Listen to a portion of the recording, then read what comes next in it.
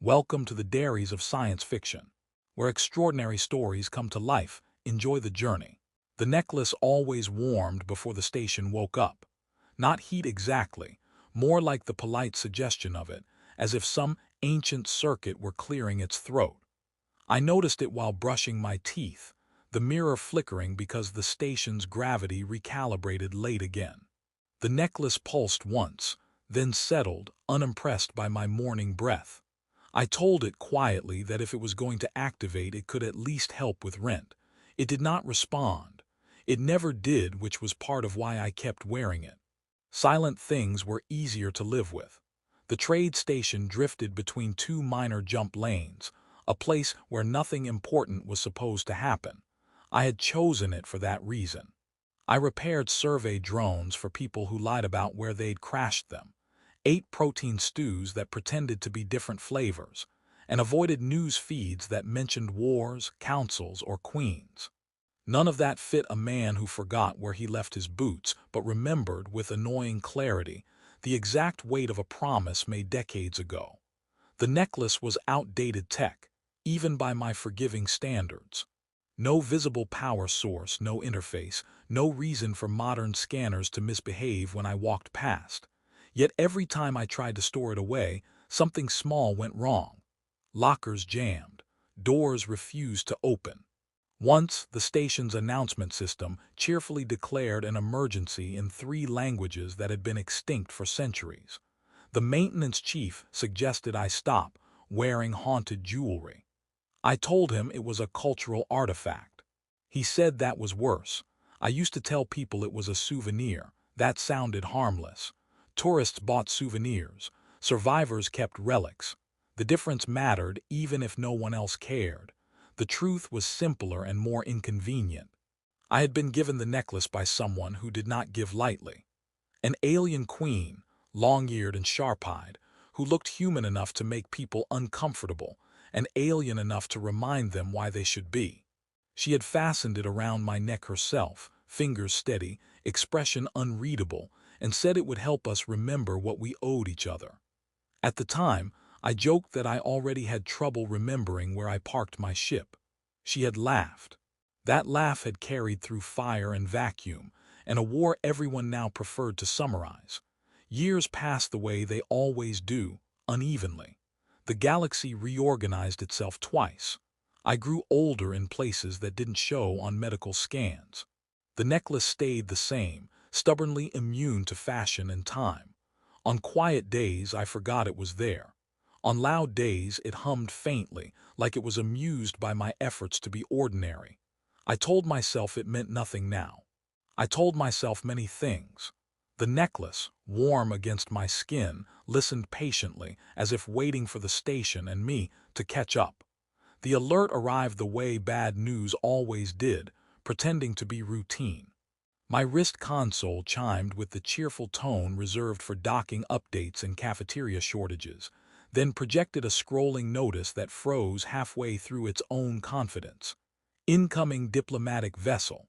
Non-hostile. Extended clearance requested. I stared at it long enough for the console to dim in embarrassment. Diplomatic was a word that never meant what it promised, and vessels that announced themselves as non-hostile usually wanted credit for the effort. The necklace warmed again, this time less politely. I sighed and told it we were not doing this. It had been quiet for years, behaved itself like a retired soldier, and I appreciated that. Now it buzzed faintly, the way it used to before strategy meetings that ended with someone shouting. I considered removing it just for the afternoon. The clasp resisted with a firmness that felt personal. "Fine," I said aloud. "Keep your secrets."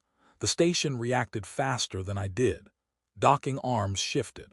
Security drones glided past my window with the enthusiasm of machines that hoped today might finally be interesting.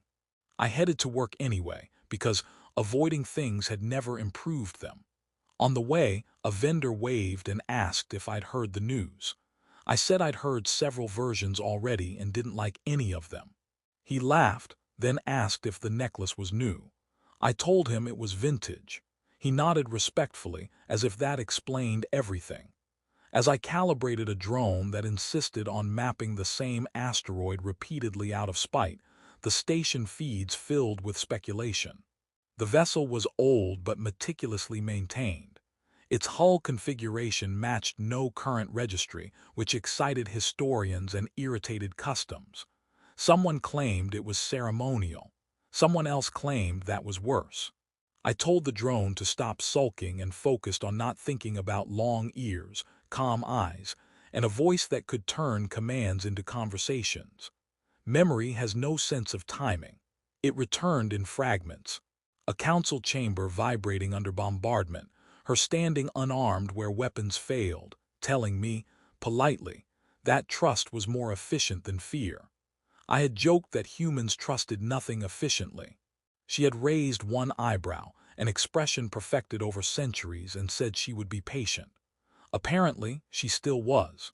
The announcement came an hour later, confirming what the necklace already knew. The visiting party requested the presence of a human liaison familiar with prior accords. The list of candidates was short, uncomfortably short. My console chimed again, this time less cheerful, and displayed my name with bureaucratic enthusiasm. I laughed because the alternative was screaming, and told the drone it was about to get a new job. As I headed toward the docks, the necklace settled into a steady warmth, like a hand at my back, reminding me that ordinary lives were fragile things in a galaxy with a long memory and an even longer sense of humor. The docking bay smelled like sterilized air and nervous ambition. I arrived early, which surprised everyone, including me. The station staff pretended not to stare while very obviously staring, their eyes drifting from my face to the necklace and back again, as if it might suddenly announce itself. I leaned against a cargo crate and told myself this was just another meeting, only with more ancient grudges and better posture. The air pressure shifted. The bay doors parted with ceremonial slowness, the kind designed to impress civilizations that enjoyed being impressed. The alien vessel waited beyond, silent and patient, and then the ramp extended. I felt the necklace tighten its warmth, not urgent now, just pleased. That annoyed me. Objects should not have opinions. She stepped forward without hurry. Time rearranged itself around her the way it always had. She looked human enough that the resemblance felt intentional, like a carefully chosen compromise. But the long ears swept back from her head in elegant arcs that marked her as something older and less forgiving than appearances suggested. Her gaze found me instantly. Of course it did. Queens were trained for many things, and missing details was not one of them. She stopped a few steps away and looked me over with the thoroughness of someone counting familiar stars. "You look taller," she said at last. "I slouch less," I replied. Gravity bullied me into better posture. Her mouth curved just slightly. The station exhaled collectively. Then her eyes dropped to my chest and the moment shifted. Surprise crossed her face, quick and unguarded, followed by something that looked dangerously like amusement. "You kept it," she said. I glanced down as if I'd forgotten what was hanging from my own neck. "Of course. It goes with everything. Very versatile." She laughed then, a sound that cut cleanly through protocol and echo. "We believed humans were skilled at forgetting," she said. "It was one of your defining traits." "We are," I said. This was an exception or a flaw. "Hard to say." She stepped closer, studying the necklace without touching it, as if proximity alone told her what she needed. "That device is no longer produced," she said. "Its network dissolved decades ago." "I know," I said. "I tried to update it once. The station almost declared me a religious event." Her eyes lifted to mine. The humor faded not into coldness but into something steadier. "You wore it through the war's end," she said. "Not a question." "I wore it through a lot of bad decisions," I said. It seemed appropriate. For a moment neither of us spoke. The station hummed. Somewhere a drone dropped a crate. Then she inclined her head just enough to acknowledge history without bowing to it. "Then our past was not misplaced," she said. "That is unexpected." "Story of my life," I said. "Unexpected, slightly inconvenient, and probably about to get complicated." Her smile returned, sharper this time. Yes, she said. I remember why we trusted you. We walked, which confused the escort drones. They hovered uncertainly, recalculating threat probabilities while we ignored them with practiced ease. The Queen matched my pace without effort, hands folded behind her back, as if strolling through a garden instead of a neutral station that had quietly doubled its security budget since her arrival. The necklace pulsed in a slow rhythm like it had finally found the correct tempo for the moment. You are still terrible at formal greetings, she said. I've improved, I said. I didn't trip, apologize, or ask if you wanted tea. She considered this. Progress, she agreed, minimal but measurable. We entered a consultation chamber that immediately dimmed its lights out of respect. She raised an eyebrow. The lights brightened again, embarrassed. She sat without being invited. I did the same, mostly out of stubborn nostalgia. The table between us shimmered to life, projecting layered symbols and data streams that made my eyes itch. The necklace never deactivated, she said, watching the projections react to its presence. That should not be possible. I have a talent for impossible maintenance, I said. You should see my ship. She reached forward, finally touching the necklace. The contact sent a ripple through the room. The table reconfigured itself, displaying old alliance markers, emotional signatures, trust metrics I remembered pretending to understand years ago. I stared. It does that now. It always did, she said. You simply lack the interface. I resent that, I said. I interface emotionally. Her mouth twitched, yes, recklessly. She explained patiently that the necklace was never meant to be worn forever. It was a living contract, responsive to intent rather than command, designed to fade once trust no longer required reinforcement.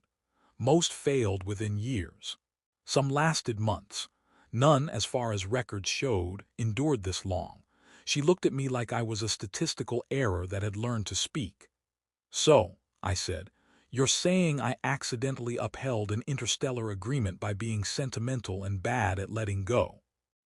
Yes, she said. Our councils will find this deeply irritating. That's my second best skill, I said. What's my best?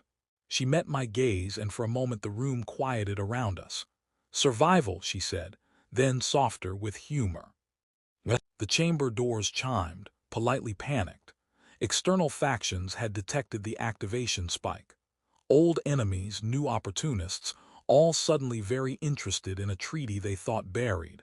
I leaned back in my chair. I knew I should have taken up gardening. She laughed again, and the necklace warmed, steady in content. You still underestimate your value, she said. That, too, has not changed. Good, I said. I hate character development. The station began arguing with itself shortly after the activation spike.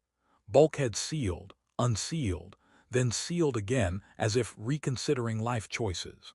Announcement systems switched languages mid-sentence, settling on one no one spoke fluently. I watched all of this from the consultation chamber while sipping something the station insisted was tea. It tasted like regret. Your infrastructure is anxious, the Queen said. It's always like this, I said. Change scares it, and me. Her aides communicated silently through subdermal light pulses, exchanging information at speeds designed to intimidate less advanced species. I waved. One of them blinked in confusion. I considered that a win. The necklace maintained its steady warmth, broadcasting its inconvenient truth across the local network like a beacon that refused to be subtle. External signals flooded in. Inquiry requests, objections, threats wrapped in polite syntax. Factions that hadn't spoken to each other in decades suddenly agreed on one thing. This was unacceptable. I scrolled through summaries until my console sighed and asked me to stop.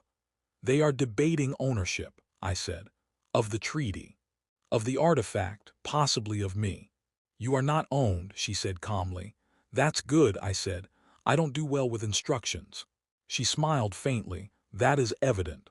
The necklace responded to the incoming pressure by projecting fragments of old memory into the room. Not images exactly, sensations. resolve, fear held in check by stubborn humor. I felt myself remembering jokes I'd made during evacuation alarms, her expression when I'd suggested negotiating over food. The aides stiffened as their instruments registered emotional resonance levels usually associated with mass movements or religious awakenings. "This is becoming dramatic," I said. "I dislike drama. It wrinkles my brain." "The artifact is reminding them," she said. "It does not distinguish between past and present." "That seems unhealthy," I said, "for everyone." A delegation request cut through the noise. An old rival power, newly unified, demanded immediate deactivation. Their message ended with a warning heavy enough to bend syntax. I leaned back. "They always talk like that." "They practice," she said, silence stretched. Then she turned to me, long ears angling slightly forward, a sign I remembered meant seriousness without threat. "If this continues," she said, "you will be forced into a role you did not choose." "I was hoping to avoid that," I said. "I have plans, laundry, retirement." "You joke," she said gently, "but you are afraid." "Of course I am," I said. "Anyone sane would be, I just cope loudly." Her gaze softened. "You wore the bond without obligation," she said. "That is why it endures." The station lights flickered again and alarms began reconsidering themselves. Outside, ships gathered like curious predators pretending not to stare. I finished my tea and stood. "All right," I said. "Let's annoy the galaxy properly." The necklace warmed, approving. The chamber filled with voices that pretended to be calm. Holographic delegates unfolded themselves into existence, each rendered at a scale designed to assert importance. Some chose towering projections, others minimized themselves into unsettling intimacy. One appeared as a rotating geometric abstraction, which I took personally. I stood at the center, suddenly very aware that I had not planned to address half the galaxy before lunch. The Queen remained seated, perfectly still, which somehow carried more authority than any display. The necklace warmed further, not hot, just insistent, like it had opinions about seating arrangements. I cleared my throat. It echoed more than it should have. "I want to be very clear," I said. "I did not wake up today intending to reactivate ancient alliances, destabilize power structures, or become symbolic." A murmur rippled through the projections. One delegate accused me of manipulation. Another accused me of ignorance. A third accused me of wearing the artifact incorrectly. I nodded. That last one might be fair. Threat assessment scrolled across my peripheral display, courtesy of the station's suddenly overachieving systems. Probability of conflict climbed, then hesitated, as the necklace emitted a low resonance that interfered with predictive models. Machines disliked uncertainty, so did empires. "You are afraid of what persists," the Queen said at last, her voice cutting cleanly through the noise. "This bond endured without enforcement, without surveillance, without fear." "That's generally how I maintain friendships," I added. "Low oversight." Some delegates bristled. Others paused, recalculating. The artifact responded to the emotional fluctuations, projecting trust metrics that refused to align with current hostilities. I felt it then, not pressure but invitation, a choice. I laughed softly. I really miss being unimportant. I reached up and touched the necklace myself. The room reacted instantly, light folding inward, data reorganizing into patterns that felt almost relieved. "This isn't a weapon," I said. "It's a reminder, and reminders only work if you let them." Silence followed, heavy and strange. Then objections softened into questions, questions into negotiations. Not agreement but pause, and sometimes pause was victory. The Queen stood finally and inclined her head toward me. "You did not break," she said quietly. "I bent," I said. "I'm flexible under stress."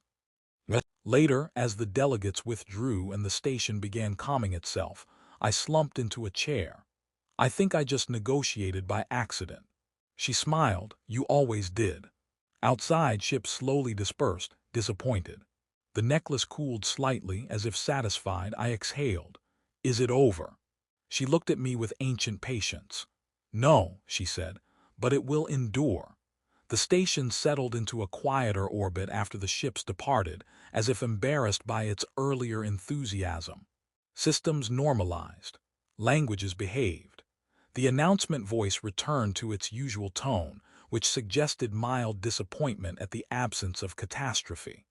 I stood alone near a viewport, watching the last diplomatic vessel slip into jump, and realized my shoulders no longer felt permanently raised. That seemed new. The Queen joined me without ceremony. No guards, no projections, just her and the soft reflection of stars in the glass. The necklace rested against my chest, cool now, its work apparently complete. I touched it out of habit and felt nothing answer back. That oddly made me smile. "It has gone quiet," I said. "Yes," she said. "It is no longer needed." "That's rude," I said, "after all we've been through." She tilted her head, long ears catching the light. "You are disappointed." "I think," I said slowly, "I got used to being reminded." She studied me the way she always had, not as a ruler evaluating a subject, but as someone measuring change. "You no longer require an object to carry memory for you," she said. "You carry it yourself." I laughed under my breath. "That sounds like growth. I'm uncomfortable." She smiled. "You faced what you avoided. You spoke when silence was easier. You chose to remain." "I also complained constantly," I said. "A cultural contribution," she said. The formalities followed, brief and almost anticlimactic. The alliance was reaffirmed, revised, and redistributed across systems that preferred paperwork to war. Old threats lost their urgency when no one fed them attention. My name appeared in records I pretended not to read.